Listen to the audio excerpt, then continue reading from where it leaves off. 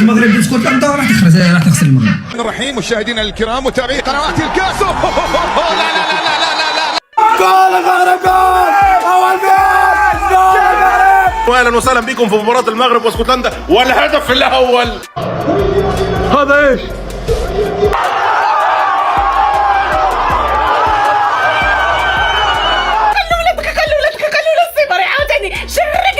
هذا ايش يا اخوان؟ دقيقة واحد ما قلت بسم الله. كنضرب روحي نرقد وصيحة والله. الله يبارك عندهم منتخب كامل. هذا المغرب والله ما فهمت جماعة المغرب. هذا المغرب جماعة والله ما فهمت كي راهم يديروا يملكوا. أول فوز للعرب في بطولة كأس العالم 2026. الموضوع هذا صعب وفي احلامك، الموضوع هذا صعب واحلامك. قلنا لكم اليوم الاتصال العربي، قلنا لكم اليوم الاتصال العربي، ما حد غير المغرب راح تجيبه بعد قلبي. الله يا الصيباري، الله يا اسود الاطلس. الاحتفال ديال السي فوزي الخزاع بالهدف والفرح ديالو هو السفير ديال المملكه المغربيه. هذوك اللي سالوا حتى الوحده ديال اللي تفرجوا فينا وحنا كنتاهلوا للدور الثاني. شفتوا السبوعه كيفاش تاهلوا للدور الثاني؟ هي كرة لسه لازقه فوق يعني بص لسه في السوق، لسه قاعده فوق لسه. انت عارف على حاجه ان المعلق لسه كان بيتكلم ان المدير الفني غير شكل سيباري وبقى بيلعب بيه بشكل مختلف وهو مبسوط بكده. كنت سقسيني شاسرة بالمروك وليكوس بريمير ميطون لخصها لك في كلمه الحقره. واحد انصير لا حول، ما خلونا لا الوقت بان تنمروا ولا الوقت بان ضحكوا ولا والو ديريكت. وحلفنا على ابوهم وتلبسوهم الصياد صدقتم. ولو المره كيضحكوا علينا. ثم تنهد وقال: حقرونا يا اخواني. نار يا حبيبي نار. اسود الاطلس يده تكون مرمى اسكتلندا باسرع هدف في بطولة كأس العالم 2026. صفر اول فوز عربي، اول فوز عربي مونديال 26. خلصوها اسود الاطلس، خلصوها. المغرب للتاريخ، المغرب. هذا هو فخر العرب في بطولة كأس العالم يا جماعة.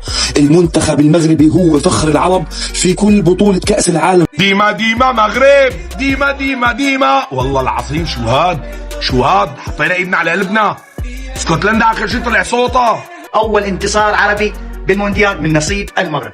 قمة الفخر ورفعة الراس هو المنتخب المغربي يا اخي، منتخب متفوق على كثير منتخبات اوروبية. لا لا لا لا لا لا. ديما المغرب. ألف مبروك للمنتخب المغربي، الفوز الأول في كأس عالم، أول فوز للمنتخبات العربية في كأس العالم. والله أقسم بالله أسود بما معنى الكلمة. يا المغرب يلي رافع الراس، يلي كلنا منحبك.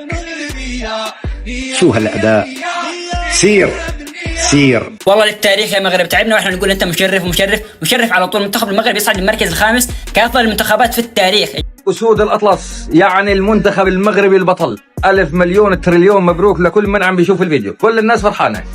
لقد هرمنا من أجل هذه اللحظة التاريخية بعد أسبوع من الفضائح. المنتخبات العربية أول انتصار للعرب في كأس العالم يجي اليوم عن طريق المغرب.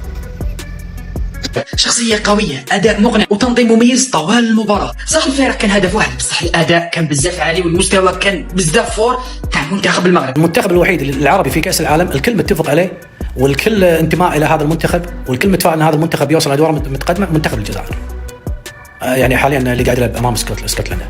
والآن صراحة لقد أصبحنا أضحوك أمام المغرب. محدين متبوع كاع المصورين كتبعوهم.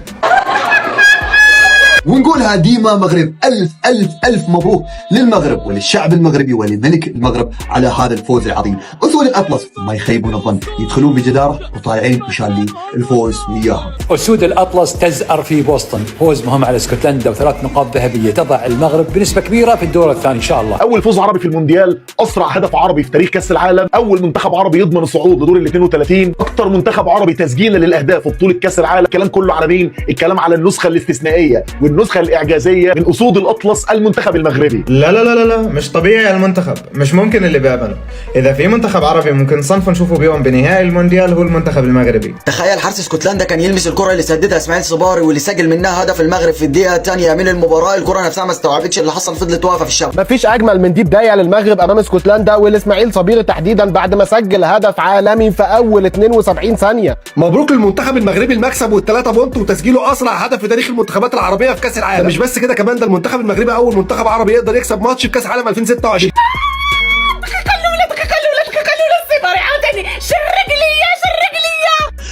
المنتخب المغربي كل حاقد وحاسد شجع اسكتلندا خلت تنفعك. ديما مغرب ديما مغرب ديما مغرب. ملكي يا حبيبي، هذا ملكي مغربي، ملكي مغربي. يا شيخ ورب الكعبة والله وتالله من أعظم المهاجمين اللي شفتهم في كأس العالم هذا المهاجم. يصبح أول منتخب عربي يحقق انتصار في النسخة الحالية في بطولة كأس العالم. يا جماعة المنتخب المغربي مش مجرد منتخب عادي، يا جماعة المنتخب المغربي حاليا يصبح أول منتخب بكل تاريخ 39 مباراة بدون أي هزيمة كأكثر منتخب. هوية جديدة، هاي أول مرة أشوفها بتاريخ كأس العالم. بالدفاع إيطاليا سابقا بالدفاع، بالتحولات مستحيل مورينيو بالتحولات، بالهجوم والاستحواذ من يريد يستحوذون. شوفوا جوارديولا بالاستحواذ، لا مستحيل، بسم الله ما شاء الله. كانوا الاسود قدها وقدروا ياخذوا 3 نقاط. الف مبروك للمغرب ولجمهور المغرب، واحنا ان شاء الله وراكم لانه انتم فعليا فخر العرب. وربي يوفقكم. ما بنطالبكم كأس العالم بس، والله إذا في منتخب ممكن يجيب لنا كأس العالم كعرب فهو المغرب.